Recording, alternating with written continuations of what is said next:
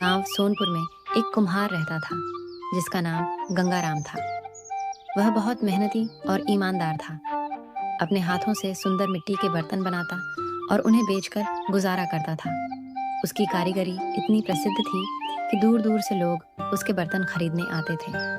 लेकिन गांव में एक आदमी था जो हमेशा उसे परेशान करता। रतनलाल गांव का सबसे अमीर व्यापारी था। उसके पास धन दौलत की कोई कमी नहीं थी, लेकिन उसकी आदत थी कि वह गरीब कारीगरों से उधार सामान लेकर पैसे देने में आनाकानी करता। वह समझता था कि गरीब लोग उसका कुछ बिगाड़ नहीं सकते, इसलिए वह उनकी मेहनत की कमाई को हल्के में लेता था। एक दिन दीपावली से कुछ दिन पहले रतनलाल गंगाराम के पास आया और बोला, भाई, इस बार दीपावली पर मुझे बहुत सारे दिए, घड़े और हंडियां चाहिए।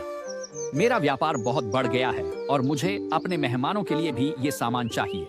बिल्कुल रतनलाल जी, लेकिन पिछले 3 बार का उधार अभी तक नहीं चुकाया।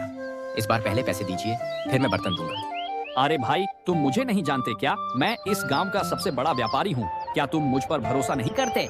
गंगाराम समझ गया कि रतनलाल फिर से वही बहाना बना रहा है, लेकिन इस बार उसने एक चाल सोची।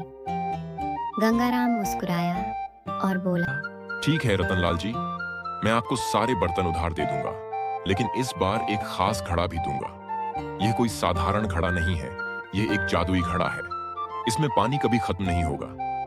आप इसे अपने व्यापार में भी इस्तेमाल कर सकते हैं और घर में भी, लेकिन इसकी एक शर्त है।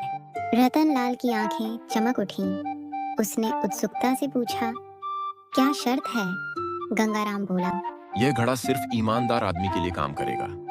अगर कोई बेईमान व्यक्ति इसे इस्तेमाल करेगा तो यह घड़ा अपना पानी रोक देगा और बिल्कुल बेकार हो जाएगा। रतनलाल यह सुनकर और भी ज्यादा लालच में आ गया। उसने तुरंत हामी भर दी और सारे बर्तन उधार ले लिए।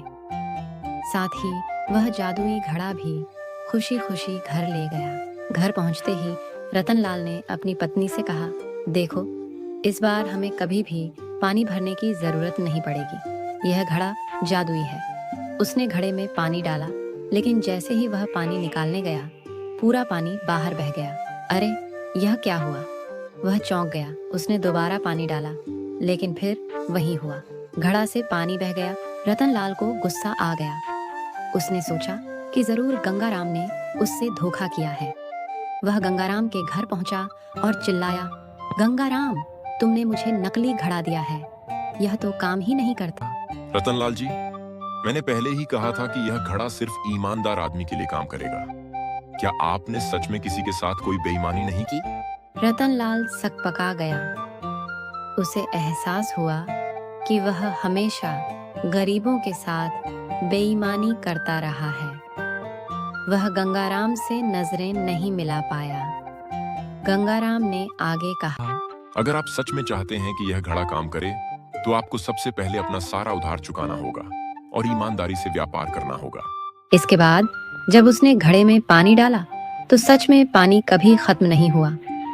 अब उसे समझ आ गया था कि जादू घड़े में नहीं, बल्कि ईमानदारी में था। उस दिन के बाद से रतनलाल ने कभी किसी के साथ बेईमानी नहीं की। गांव वालों को भी यह देखकर बहुत खुशी हुई कि अब रतनलाल एक अच्छा इंसान बन